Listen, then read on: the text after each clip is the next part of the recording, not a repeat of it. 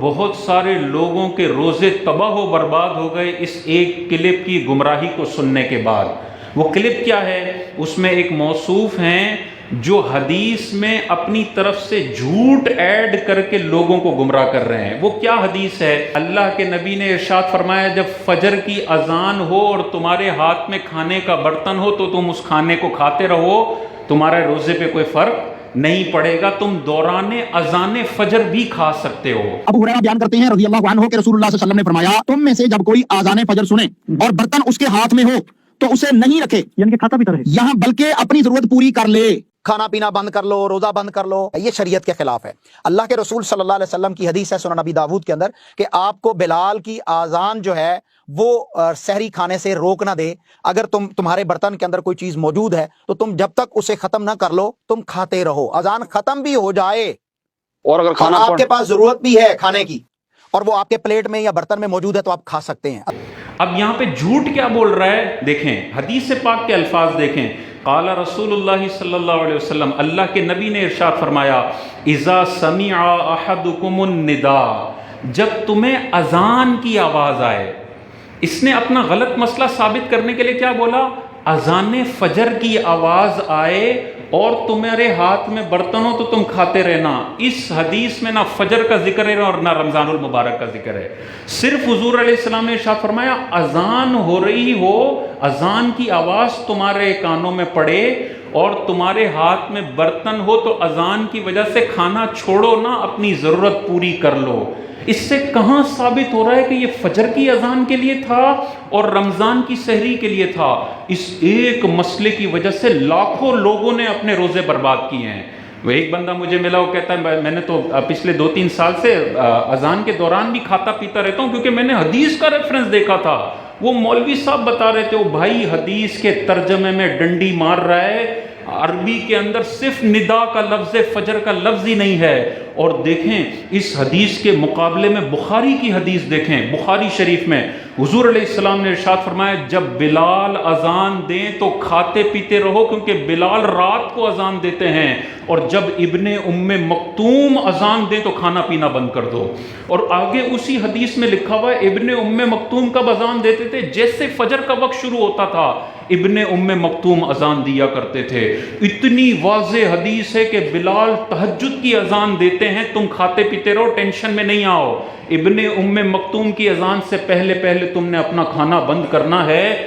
یہ ہوتا ہے نتیجہ جب ایک حدیث کا غلط ترجمہ اور غلط تشریح کی بنیاد پر کسی جاہل شخص کے کلپ کو سن کے اپنے روزے برباد کر لیے جائیں، حالانکہ اس حدیث کی غلط تشریح کی گئی اور بخاری میں واضح طور پر حضور نے فرمایا ابن ام مکتوم کی اذان سے پہلے تم نے کھانا بند کرنا ہے۔ اور دیکھیں قرآن، اللہ تعالیٰ نے قرآن مجید میں کیا ارشاد فرمایا؟ کلو وشربو، تم کھاؤ اور پیو، حتی یتبین لکم الخیط الابید من الخیط الاسود من الفجر۔ اللہ نے واضح طور پر ارشاد فرمایا اے لوگوں تم کھاؤ بھی تم پیو بھی، لیکن کب تک کھانا ہے؟ جب فجر کا سفیدی کا ڈورا کالے ڈورے سے ممتاز ہو جائے، بس یہاں تم نے کھانا بند کر دینا ہے۔ جب بھی تمہیں صبح صادق کا سفید ڈورا آسمان میں نظر آئے تم نے کھانا بند کر دینا ہے۔ اتنی واضح آیت ہے اور بخاری کی واضح حدیث ہے، کروڑوں لوگوں کو گمراہ کرنے کے لیے سنن ابی داؤد کے اندر نبی پر جھوٹ باندھا جاتا ہے کہ نبی نے فرمایا فجر کی اذان کے دوران کھاتے پیتے رہو۔ یہ اتنی بڑی گمراہی پھیل چکی ہے، اس کے خلاف ہمیں آواز اٹھانے کی ضرورت ہے۔ صحابہ کا یہ معمول ہے، یہ قرآن چیخ چیخ کے کہہ رہا ہے، یہ بخاری کی حدیثیں چیخ چیخ کے کہہ رہی ہیں صبح صادق کے بعد منہ میں کچھ بھی ڈالا گیا تو روزہ توڑ دے گا۔ اس حوالے سے ہمیں غور کرنا چاہیے، اور یہ مصیبت ہم لوگوں میں بڑی زیادہ ہے، ہر ایک کو سننے کے لیے تیار ہو جاتے ہیں۔ جو بھی کمرے میں کیمرے کے سامنے مولوی بن کے آپ کو اسلام بیچنے کی کوشش کرے، ہم بیچارے اتنے بھولے بھالے بن جاتے ہیں کہ ہر ایک کی بات سننے کے لیے تیار ہو جاتے ہیں، اور پھر ہم کہتے ہیں یار وہ تو حدیث بتا رہا ہے، وہ تو قرآن بتا رہا ہے۔ بھائی حدیث بتا رہا ہے، لیکن جب وہ حدیث کی انٹرپریٹیشن کرنے کے لیے آتا ہے نا تو 1400 سال کی لیگیسی کو زیرو سے ملٹیپلائی کرتا ہے اور اپنی ایک فضول اور تعویلی اور تحریفی سوچ مسلمانوں میں منتقل کرتا ہے۔ ایسے ایک حدیث کے اردو کے ترجمے پڑھ کے لوگوں کو گمراہ کرنے والوں کے حوالے سے ہوشیار رہنے کی ضرورت ہے۔ امام ابن سیرین اتنے بڑے امام ہیں، اعلیٰ حضرت امام اہل سنت نے فتاوی رضویہ میں اس واقعے کو نقل فرمایا۔ امام ابن سیرین کے پاس 2 گمراہ شخص آئے اسی قسم کے، اور کہتے ہیں ہم کچھ آیتیں آپ کو سنانا چاہتے ہیں۔ آپ نے ارشاد فرمایا نہیں سننی تم سے آیتیں۔ انہوں نے کہا کہ ہم پھر حدیث سے کچھ سنانا چاہتے ہیں۔